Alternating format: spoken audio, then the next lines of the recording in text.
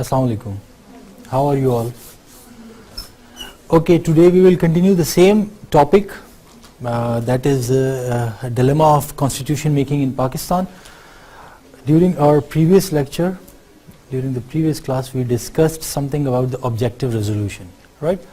Now we will look into the matters which were very complicated for constitution making in Pakistan, and that and which were the reason why constitution making was delayed, right? One of the issues was federalism.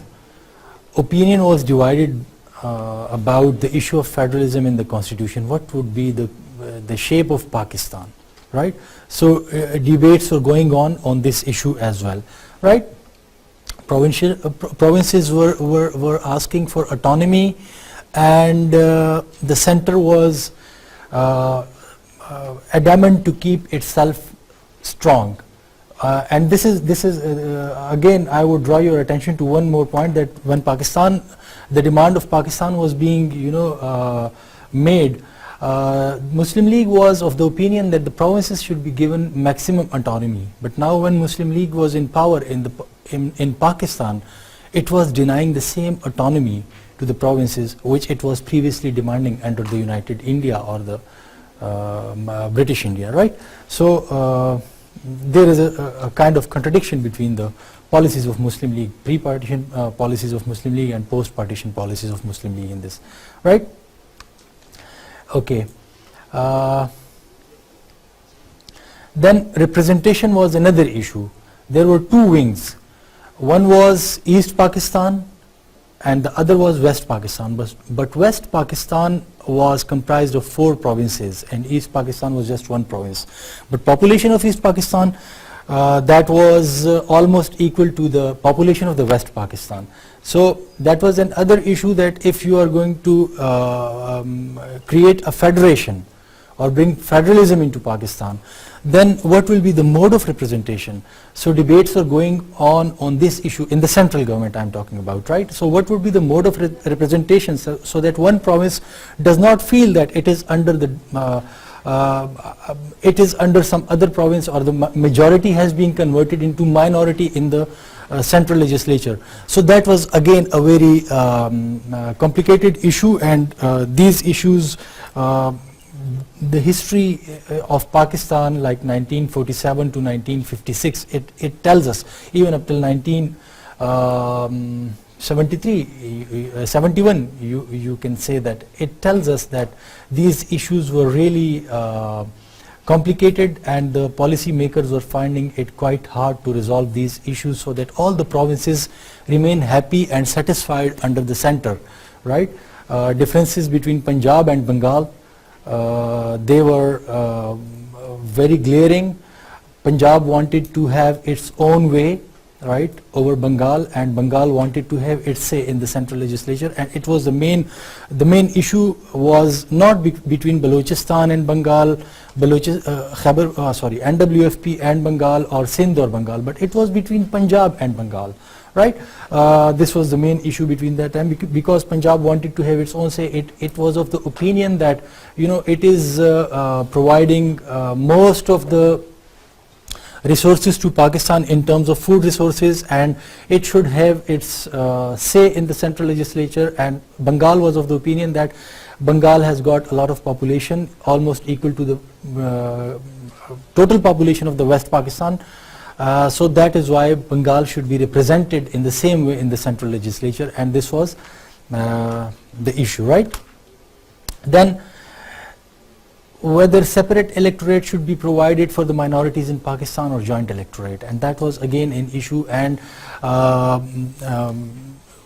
just to tell you that Awami League, when it was created in the 50s, it just allowed the minorities to be members of the Awami League, and then Muslim League did not allow minorities to be members of the Muslim League at that time. And then there was Republican Party set by Khan Sahab in West Pakistan, and it again gave tough time to the Muslim League. So Muslim League, though it created Pakistan, but with the passage of time, within a few years, opposition was created against Muslim League because of some of its policies, and its policy, it was kind of hijacked by people who were serving their own interests rather than the interest of the state or Pakistan, right?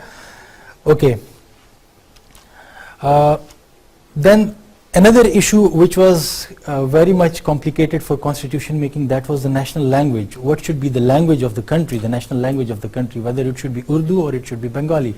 The Bengalis were of the opinion that language of Bengal should not be ignored, because a lot of Bengalis, they might not feel comfortable in communication in Urdu, in written communication and a lot of things. So they were of the opinion that since they are they have got majority and all of them, they speak the same language, that is Bengali, so Urdu should not be made the national language, rather Bengali should be made the national language, right? Okay. So this is just I just explained these things. Another debate was taking place whether the system of government should be presidential or parliamentary. So they were not coming to a common ground on this issue, and debates were going on, and these debates basically delayed the process of constitution making in Pakistan, right? Okay. Then one more debate was that whether it should be an Islamic state or a secular state, right? Because minority is almost 10% of our population. They were residing with us in Pakistan. So then if we go for an Islamic state, how would we maintain the identity of the minorities in Pakistan? Or if we go for a secular state, the opposition which came against the secular state was from the religious parties, right? And to remind you that most of the religious parties, most of their leaders, they were against the creation of Pakistan, right?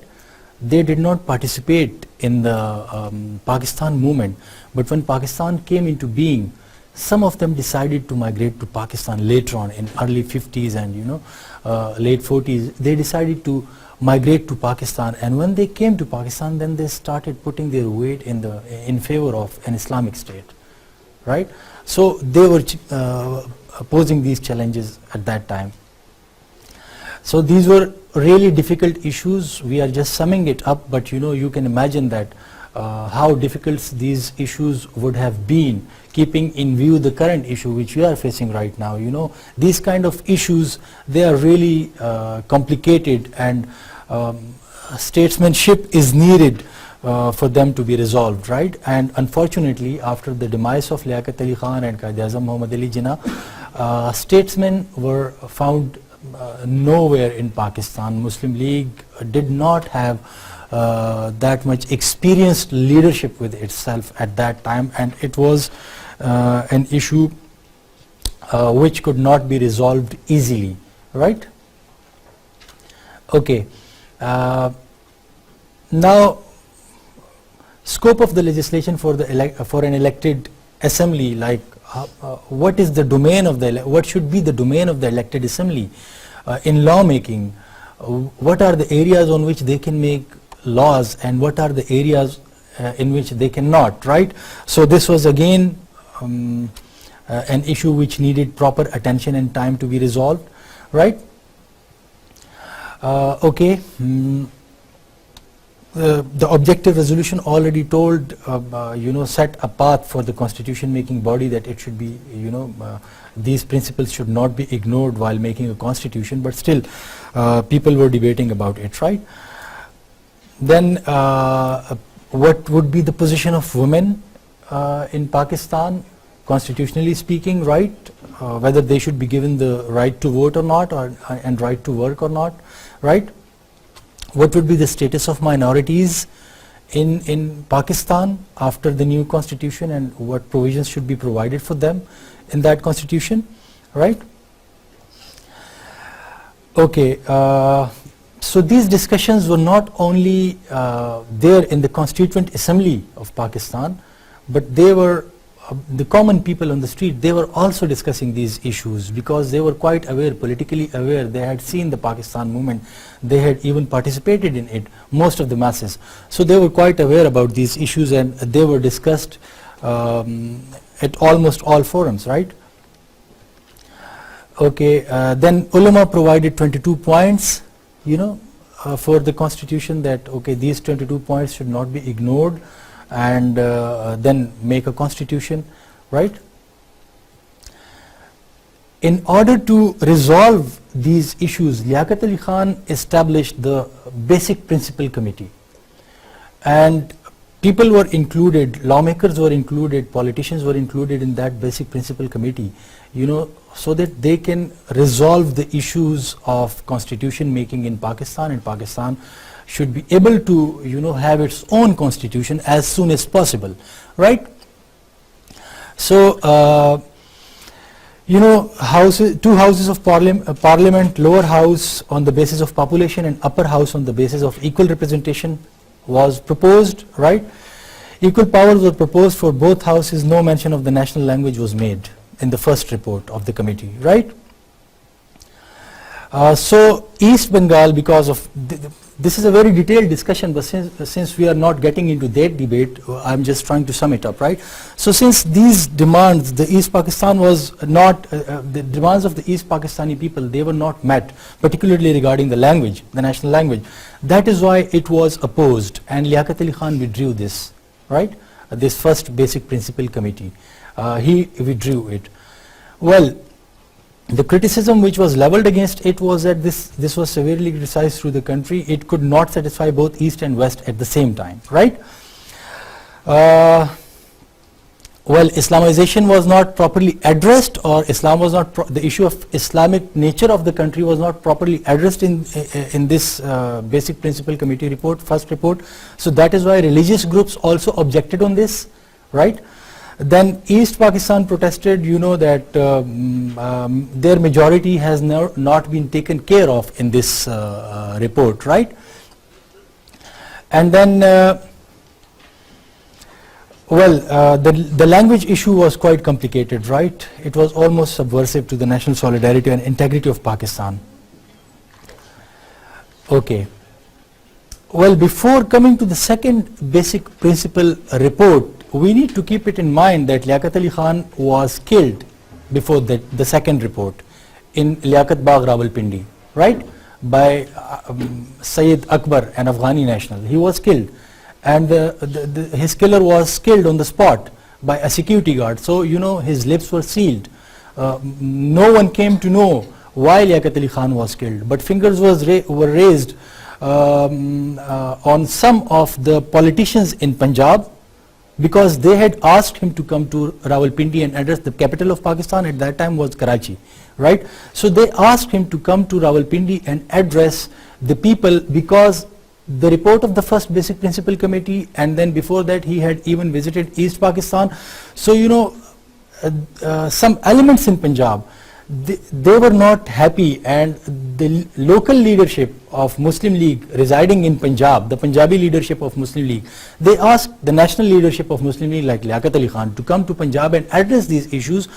He had prepared a speech, but before delivering that speech he was murdered, so his speech could not be delivered, and then fingers were raised. No evidence is found, but fingers were raised that that was a plot against him, just to eliminate him.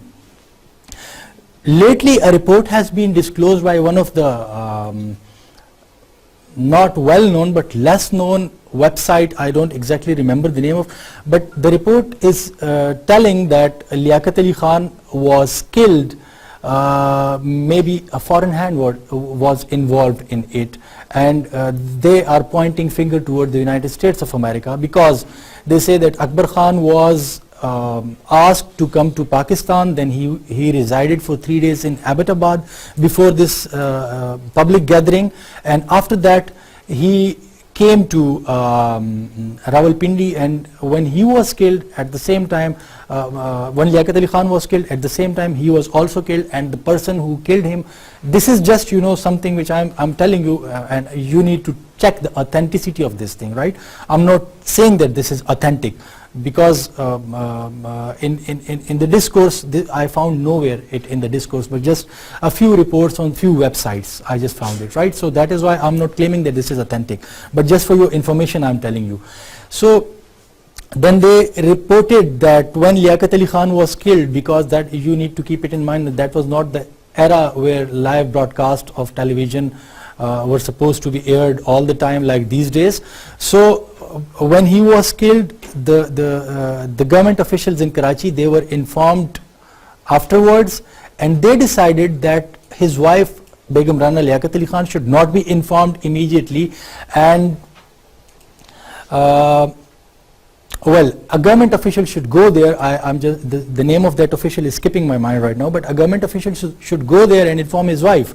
But in that report which I'm mentioning right now, his wife has been reported that she received a call from the American embassy, and they, you know, just expressed their sorrow and grief over the killing of Liaquat Ali Khan, and the timing of that call, which she recalls, right, is before the time of the killing of Liaquat Ali Khan. So the report is basically making its case on this issue, that how did the United States Embassy in Pakistan know about it before even the issue took place, right, a few minutes before the issue took place. So this is the logic of that report that they are just citing, right? Okay. When the second report, then as I have already told you that Khaja Nizamuddin, he became the Governor General of Pakistan, right?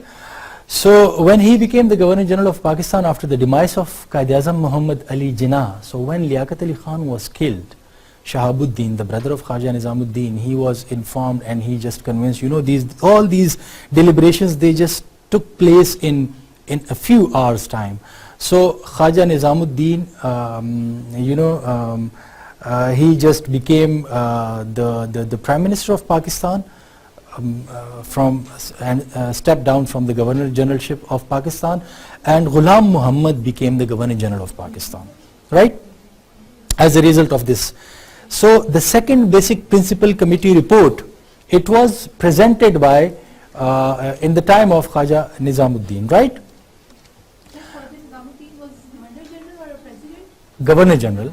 Later on, after the assassination of Liaquat Ali Khan, he became the Prime Minister, and Ghulam Muhammad became the Governor General of Pakistan. I will provide you all the list, right? You can find it anywhere, so do not bother to write these small details. They can be found anywhere, right? Just Google it and you will find it. Okay. Okay, so the second basic principle report was that, you know, two houses of the parliament will enjoy the equal status and powers. It proposed equal representation to east and the west wing, right? But both wings opposed it again, right? So it is said that Khaja Nizamuddin was faced with a lot of criticism in East Pakistan, though he belonged from East Pakistan, he was from there. But he participated actively in the Pakistan movement at that time. So, and he did not know about the local Bengali aspirations. He was more comfortable with Urdu as a national language rather than Bengali. So when he visited East Pakistan, just to come to know about the aspiration of the people in East Pakistan, he was faced with agitation of the students and the Bengali people. And before that he served even in the East Pakistan, and students of Bengali, they came to him and they just presented a case of Bengali language, Bengali literature to him, and he promised them that yes, he would take up this case in the Bengali legislature or the East Pakistan legislature. But when he presented the case of Bengali language in the East Pakistan legislature, he could not make it a law, he could not convert it or translate it into a law. So rather it was ridiculed right over there. So the East Pakistani aspirations were turning against him. Now he was residing in West Pakistan, in Karachi, and when he went over there, the students' agitation and the Communist Party and the socialists, they were agitating in the East Pakistan and they were asking for socialism and this and that. And a few remarks were made in the East Pakistan Assembly at that time that the youth is, particularly Maulana Bhashani, that he made these remarks that along with the Sheikh Mujibur Rahman, he made these remarks that the youth is drifting away from Islam as a result of the spread of socialism in East Pakistan. You need to keep it in mind that was the era of Cold War.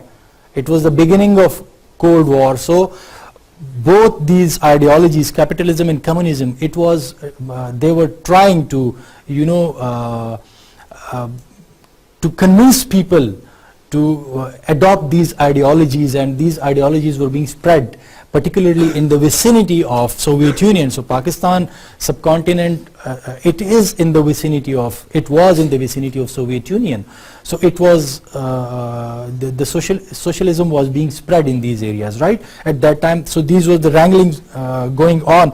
But he was this thing was not approved, and it was opposed by both the wings. Punjab had its own reservations, the most dominant province in the West Wing, and then East Pakistan had its own reservations. So it was opposed. Now, what were the main points? The politicians, particularly from Punjab, deplored the report because the formation of the upper house on the basis of representation was not acceptable to them, right? So upper house is normally formed on the basis of equality, not representation, right? And lower houses, they are formed on the basis of representation. This is kind of a formula devised for federations. So in this it was ignored, so that is why they opposed it, right? If there is the basis of lower houses is on the basis of population, so East Pakistan's population, the representatives on the basis of the population of East Pakistan would be more in the lower house, and then same would be the case in the upper house, right? Okay. And so declared as against the principle of federation, right? Okay, these are some of the issues. Okay, then when Ghulam Muhammad, you need to keep it in mind that Ghulam Muhammad was a bureaucrat, a very expert person, a very technical mind person, and he did not like Khaja Nizamuddin that much, right? So there was the issue of Ahmadis going on in Pakistan at that time, in early 1950s. So ulama, and they were on the streets, they were asking that Chaudhry Zafrullah was an Ahmadi and he was in the cabinet, and they were asking about declaring them as non-Muslims constitutionally. So the ulama and the religious clergy, they were there and they were asking about it. The situation in Karachi deteriorated. So when the situation in Karachi deteriorated, Fazlur Rahman, the finance, if I'm not mistaken, the finance minister of Pakistan at that time, he was also from East Pakistan. Nizamuddin was from East Pakistan. Well, Ghulam Muhammad, the Governor General, he wanted Nizamuddin to be faced with a difficult situation. So he asked him to remove Fazlur Rahman as a member of his cabinet, because the situation was not conducive, and this was his point of view that this needed to be resolved, right? Nizamuddin did not do it, so his assembly was dissolved, right? But this was after this criticism and everything, so it was, all these things had its context with it at that time. So his government was dissolved, right? Okay. What happened afterwards? That Muhammad Ali Bogra, right? He was called upon to the country, and he became the Prime Minister of Pakistan. Ghulam Muhammad was still the Governor General of Pakistan, right? He came up with a thing which is known as the Bogra formula. You might have heard about it, right? And Fatma is sleeping, so you might have heard about it. Fatma, wake up please. Okay. What was the Bogra formula? The bicameral legislature with equal representation from all 5 provinces. East Pakistan was also included, right? 50 seats would be in the upper house and 300 seats would be in the lower house, right? Among those 50 seats, 10 were given to each province. So 10 East Pakistan, 10 Punjab, 10 Balochistan, 10 NWFP and 10 Sindh. So this is 50. Among these 300 seats, 135 were given to the 4 provinces of West Pakistan, right? And 165 were given to the East Pakistan. So if you put together 40 plus 135, it becomes how much? 170. And if you put together, no, not 170, 40 plus 135, 175, right? And if you put together 65 plus 10, 175, right? So it was, you know, somehow balanced over there. This was the formula, right? Okay, it was done to prevent domination of any wing over any other wing, right? West or East. Instead of the ulama board, Supreme Court was given the power to decide whether any law was in accordance with the teachings of Islam or not. Now Supreme Court or the Shariat Court, like a court, decides these things. But in that formula, the power of decision was given to the Supreme Court, because it was said in the objective resolution that these Islamic principles should be taken care of. So that is why somebody was needed, an institution was needed to take care of these, to take care of the issues, the technical legal issues, where it can decide whether that law is in accordance with Islam or it is not in accordance with Islam, right? So that power was given to the Supreme Court at that time in this formula. What was the reaction? Well, it was appreciated by different sections, right? Discussed for 13 days in the Constituent Assembly. The committee was set to draft it on 14th November 1953, right? The principle of parity and representation was appreciated. Solved the national language problem. Both Urdu and Bengali were declared as a national language. Now, why Ghulam Muhammad intervened and dissolved the Constituent Assembly at this point? Because all the issues which we have been discussing up till now, they have been resolved in the Bogra formula, right? And people were quite satisfied. But why Ghulam Muhammad intervened? And it is a very interesting case. Have you heard about the Maulvi Tamizuddin case in the media all the time, right? Okay. You know, under the 1935 Government of India Act with a few amendments, the Governor General had been empowered to dissolve the assembly, right? That is why the Governor General overthrew Khaja Nizamuddin, right? So Ghulam Muhammad was the Governor General, and when the situation in the country was not that friendly for the Governor General and the Prime Minister, they were, you know, against each other, and political wrangling was there, and the constitutional issues were being debated on. So Ghulam Muhammad was in Abbottabad.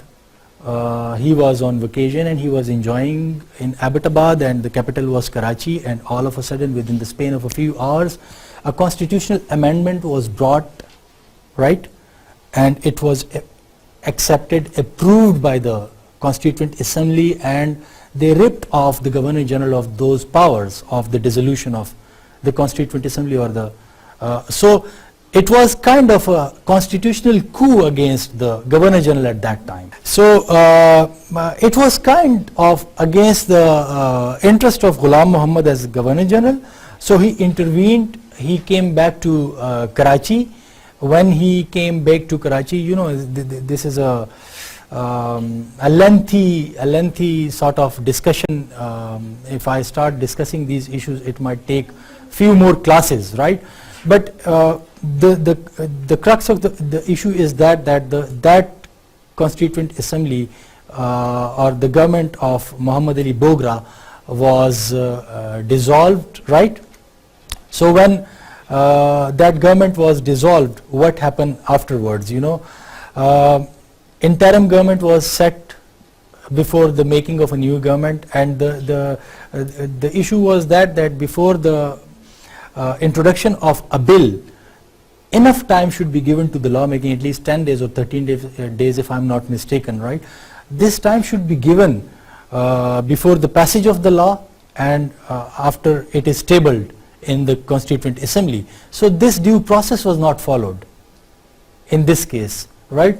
So that was the case which Ghulam Muhammad made, and he resolved the issue. Maulvi Tamizuddin, he resorted to the High Court, and the High Court just declared null and void the decision of Ghulam Muhammad and restored the assembly. But then the central government or the Governor General approached the Supreme Court or the Federal Court. So the Federal Court reversed the decision of the High Court, right? So that decision prevailed.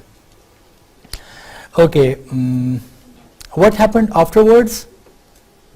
This is it, which I have explained in quite much detail, right? Okay, Ghulam Muhammad called a convention on May 10, 1955 to form another Constituent Assembly, because the previous one has been dissolved now, right? That was a Constituent Convention. Later on it was named as the Constituent Assembly, right? All members of this convention were to be elected by the provincial assemblies as an indirect election, not by the people directly, right? The members of the provincial assemblies in East and the West Pakistan, they were supposed to elect the members of the second Constituent Assembly. And just to remind you that these assemblies, the Central Assembly, that was elected as a result of the 1946-47 election. After the creation of Pakistan, Pakistan still did not have a general elections in the country, right? So that assembly was dissolved, and then the second was Constituent Convention was called, and later on it was named as the Constituent Assembly, and that convention was elected by the electoral college was provincial assemblies of these two wings, provinces of these two wings, right? Sir, how much time did it took to start the second convention? Like after the first assembly was dissolved, how much time did? Well, it was a matter of weeks, right? It was a matter of weeks and months, not that much time. So when it was convened, some of the members in that you know, the previous assembly, they were still here. Some of the members like Bogra was still in serving as one of the members of the cabinet. Ghulam Muhammad, you know, he had serious objections about it, but his health was really deteriorating at that time, right? Sikandar Mirza was, everybody knew that Sikandar Mirza would succeed Ghulam Muhammad as the Governor General of Pakistan. It is just a matter of when and not why, right? Like a matter of time.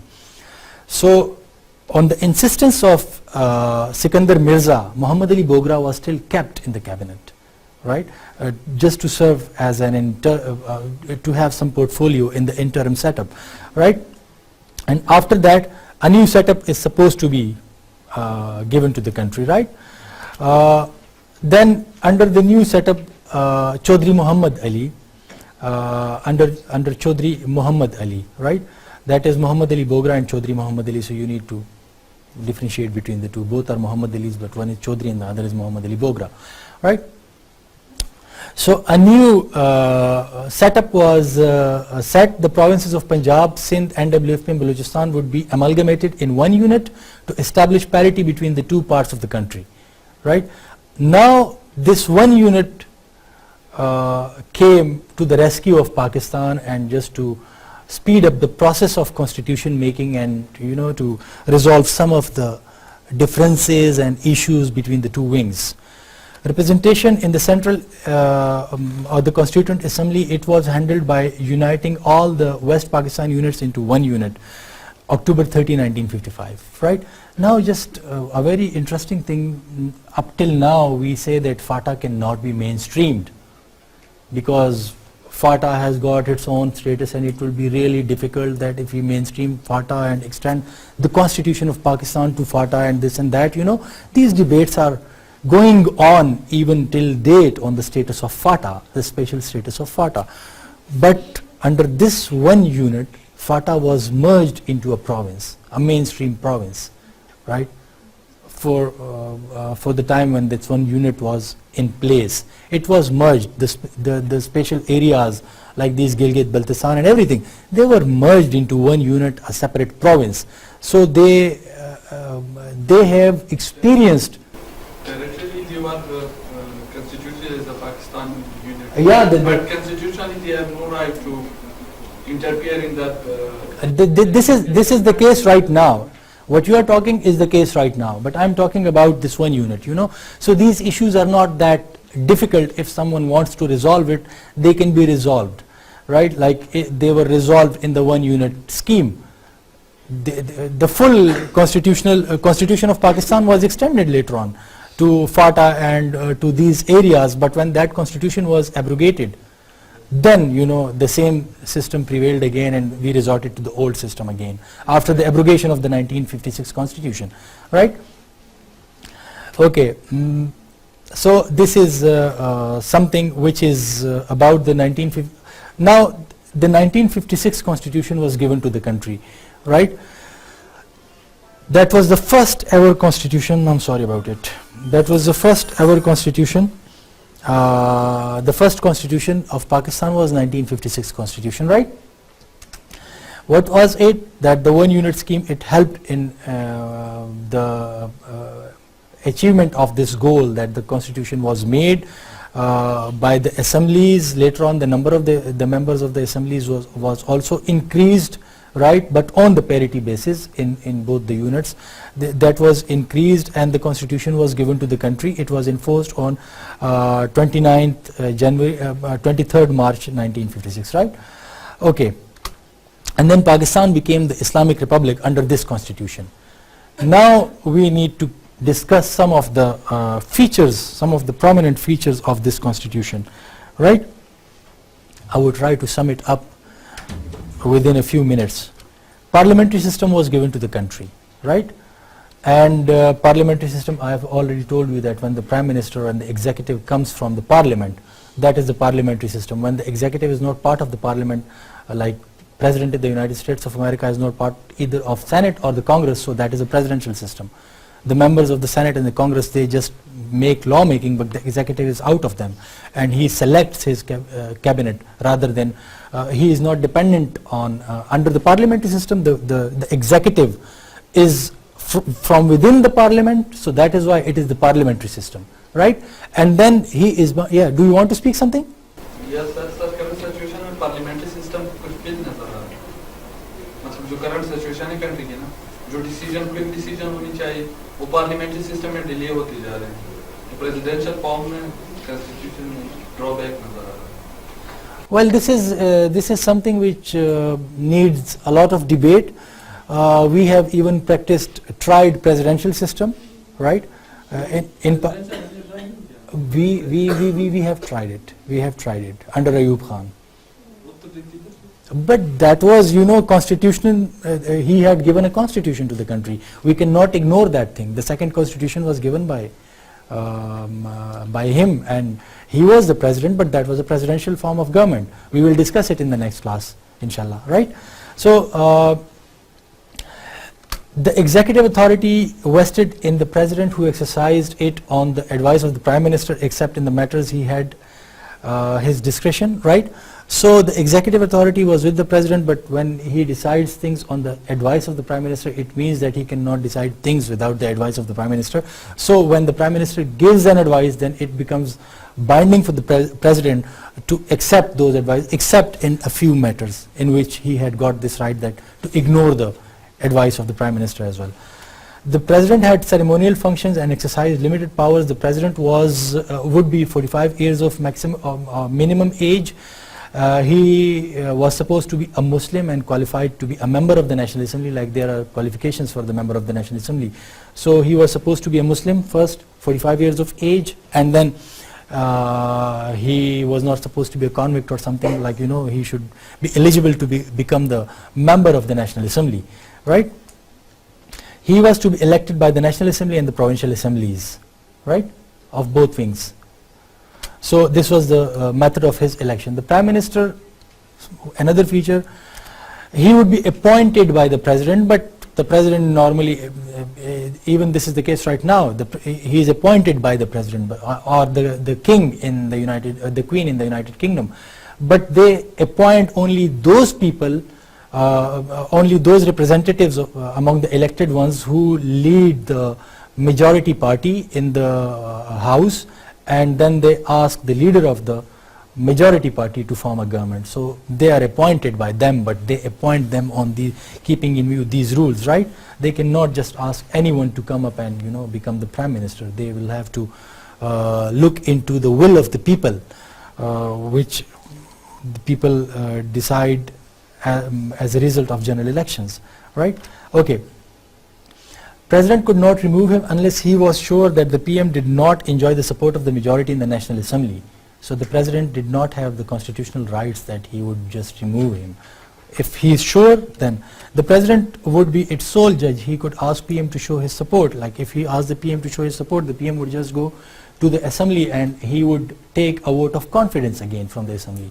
So if he fails to take that vote of confidence from the Assembly, then the President would be sure that, okay, now he does not enjoy the support of the House and he should be removed, right? Cabinet was made collectively responsible to the National Assembly in this constitution. The Prime Minister was the head of the government, assisted by his cabinet, right? Okay. Some other features: it was a unicameral legislature, though it was a federation, but still it was a unicameral legislation. In federation we normally have bicameral legislature, upper house and lower house, but over here it was just the National Assembly, no upper and lower house, right? Okay, the National Assembly was the only house, as I have told you, 300 members were elected for the National Assembly, and then 10 seats were reserved for the women. Method of direct election was adopted for the general seats. All legislative powers were rested with the National Assembly, right?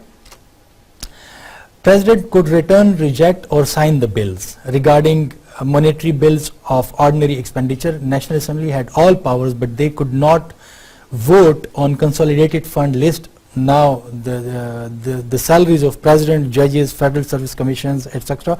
were paid through this consolidated list. So that is why the National Assembly did not have power to, you know, vote on this list, finance in this list, and in the rest of the matter it had got this power. National Assembly could control the executive because executive was from within the National Assembly, and if the National Assembly says that we do not have confidence over the Prime Minister, he is the executive, the Prime Minister is supposed to, you know, step down then, and within the Assembly another election for the Prime Minister would be held within the Assembly, right?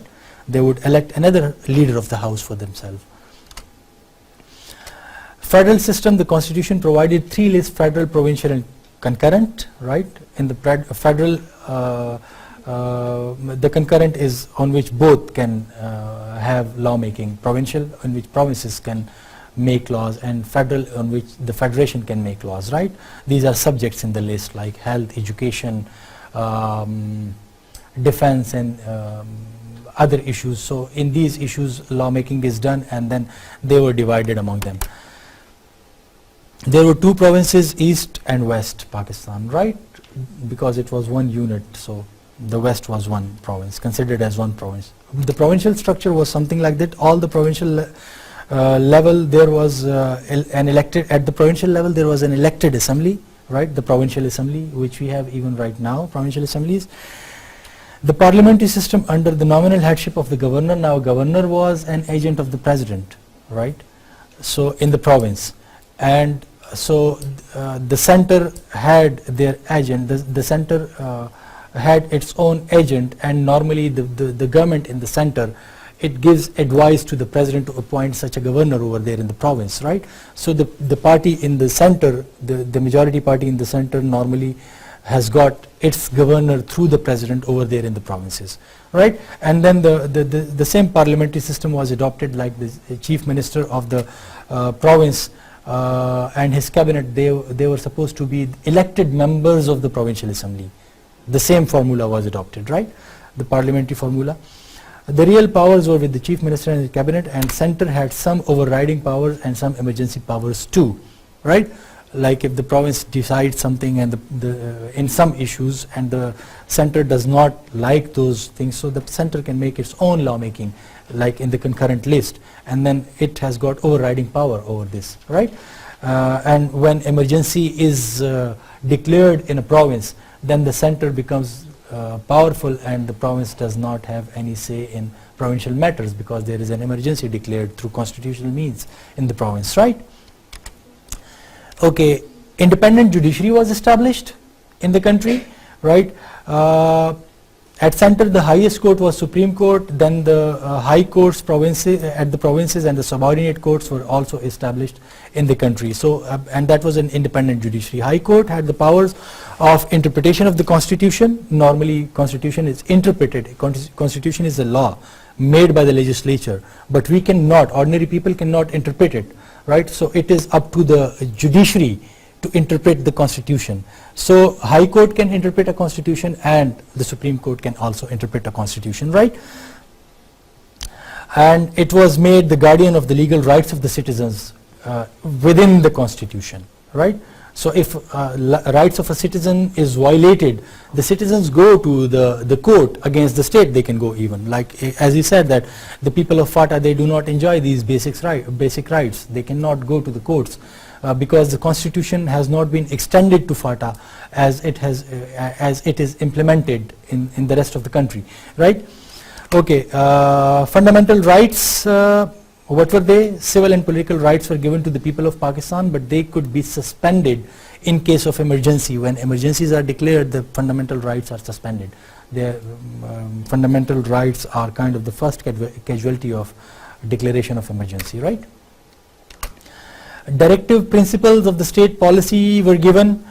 These principles provided guidelines for the policy making and principles of objective resolution were included as the preamble of the constitution, right?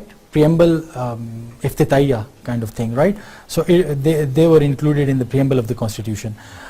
Okay, the other principles included surety about Islamic practices, welfare of people, non-discrimination and fulfillment of the basic needs, etc. So these were the directive principles for the policy making in the country.